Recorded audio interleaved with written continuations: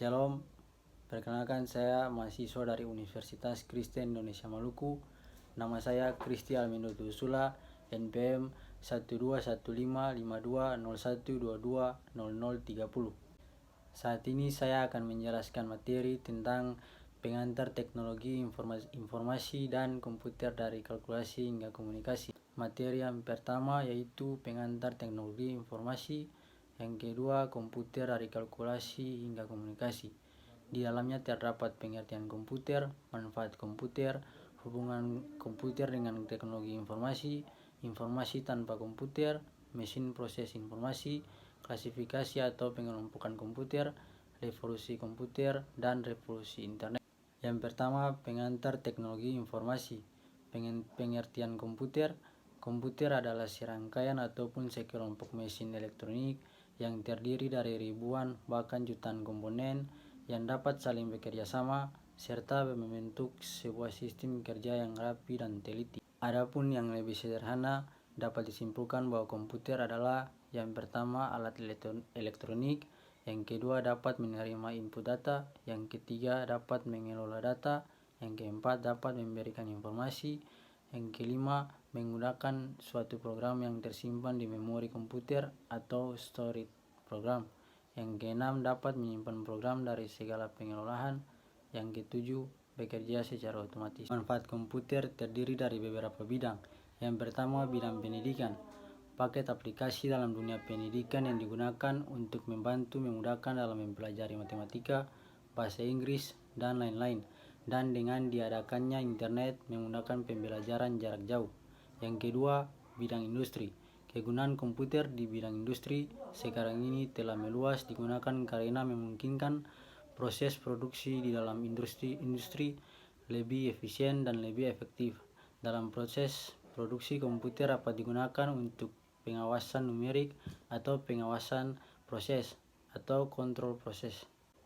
Yang ketiga, bidang ilmu dan teknologi. Pada bidang iptek contohnya yaitu pada bidang pengembangan teknologi nuklir.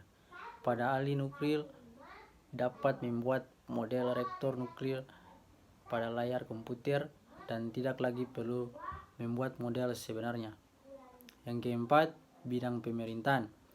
Pemerintahan juga mulai menerapkan sistem ICT atau Information and Communication Technology atau ICT. Ini yang terdiri dari fungsi-fungsi input, proses, output, sehingga memudahkan tugas dan pelaporan. Hubungan komputer dengan teknologi informasi yaitu adanya dukungan teknologi informasi dan komunikasi.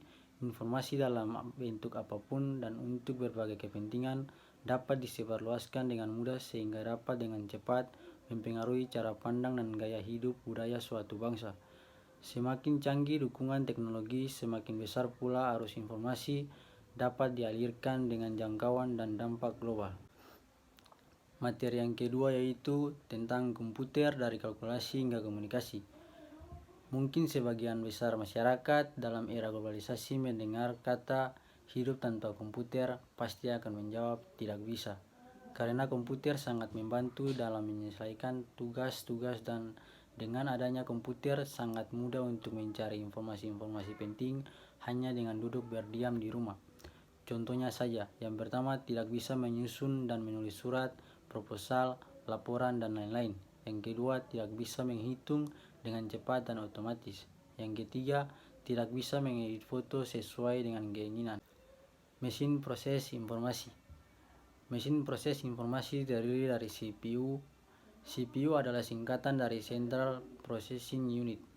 Merupakan perangkat keras komputer yang juga disebut sebagai unit pengelola pusat atau UPP pada komputer. Fungsi utama CPU adalah melakukan berbagai operasi. Salah satu contohnya operasi aritmatika. CPU dikontrol menggunakan sekumpulan instruksi perangkat lunak komputer. Perangkat lunak komputer tersebut dapat dijalankan oleh CPU dengan membacanya dari media penyimpan sebagai disket. Klasifikasi atau pengelompokan komputer. Yang pertama, komputer berdasarkan data yang diolah. Di dalamnya terdapat komputer analog, komputer digital, dan komputer hybrid. Yang kedua, komputer berdasarkan penggunanya. Di dalamnya yaitu special purpose komputer dan general purpose komputer. Yang ketiga, komputer berdasarkan skala kemampuannya, yaitu small scale computer, medium scale computer, large scale computer.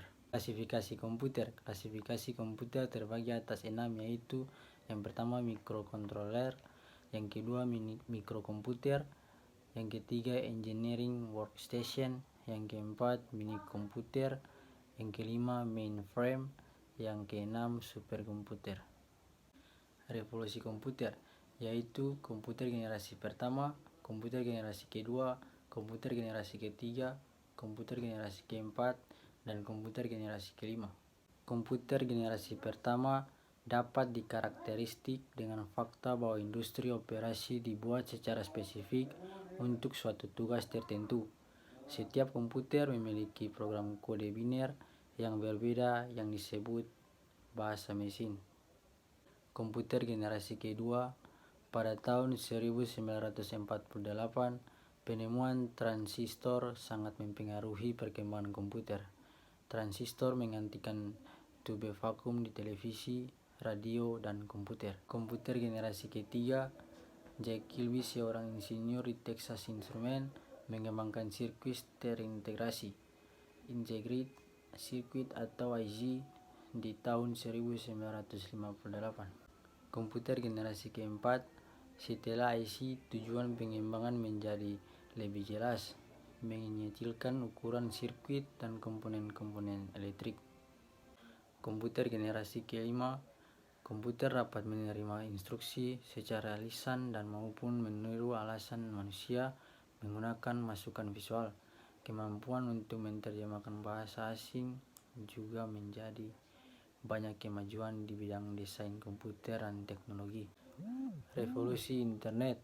Teknologi internet yang selama ini kita gunakan bukanlah suatu teknologi instan dan wajib yang mendadak tercipta. Bahkan proses waktu yang sangat panjang. Beberapa revolusi internet dari tahun ke tahun sebagai berikut. Yang pertama, pada tahun 1961 Juli, kertas pertama pada teori paket switching, Leonard Kleinrock, informasi aliran dalam jaringan komunikasi besar. Yang kedua, di tahun 1962 Agustus, kertas pertama pada konsep internet oleh J.C.R. Licklider dan Weldon Clark, Online Main Computer Communication. Yang ketiga, pada tahun 1964, buku Nets Komunikasi oleh Leonard Kleinrock menyediakan desain jaringan dan teori antrian yang perlu untuk membangun jaringan paket. Yang keempat, pada tahun 1965 Oktober, percobaan jaringan pertama aktual Lincoln Labs TX2 terkait dengan STC ini P232. Lawrence Roberts, MIT, Lincoln Labs.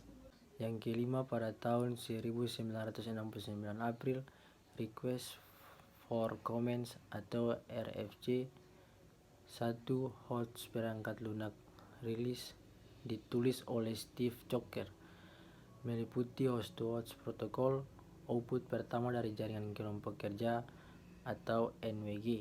Yang keenam, tahun 1971 September, terminal antarmuka pertama prosesor atau TIP di ARPANET memungkinkan terminal untuk langsung dial ke jaringan, sangat meningkatkan pertumbuhan jaringan. Yang ketujuh, tahun 1972 Maret, pertama program email dasar SNGMSG dan Readmail ditulis oleh Ray Tomlinson di BBN. Yang ke-8, di tahun 1975 Maret, Ethernet paten diajukan di Xerox PARC dirancang oleh Robert Metcalfe. Yang ke-9, pada tahun 1983, ARPANET dikonversi untuk menggunakan TCP atau IP.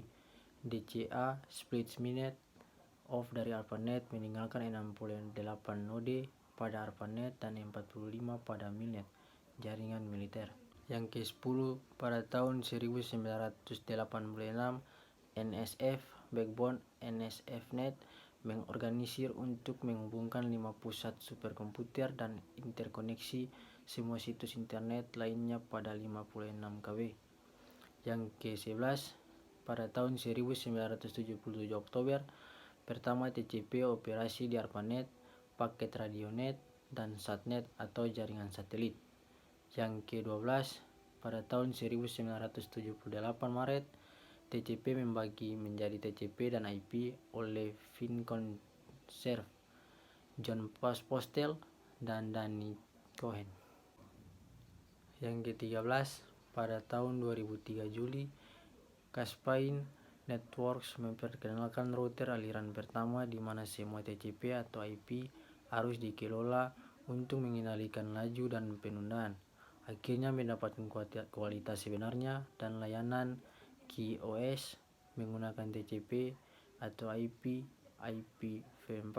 Dan yang ke-14, pada tahun 2007 Anagram merilis FR1000, aliran IP pertama sistem manajemen untuk secara akurat mengendalikan laju setiap aliran TCP dan dengan demikian dapat mencampur data.